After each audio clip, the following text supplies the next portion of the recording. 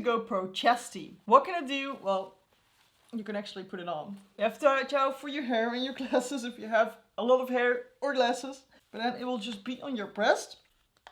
We have this little piece. This is where you attach your GoPro to, so you can unscrew the screw, grab your GoPro, extend these bottom parts, put it in here, and then screw the screw back up. Make sure that this plastic bit is up. Now push the plastic bit down to make it secure and put the GoPro up. Now you have a body cam, and now it follows you around. If you turn your body, and it will film from this body position. It's convenient if you're a runner, for example, or trying to chase somebody. I see this used in TV shows a lot when they're doing like game shows where they are running around.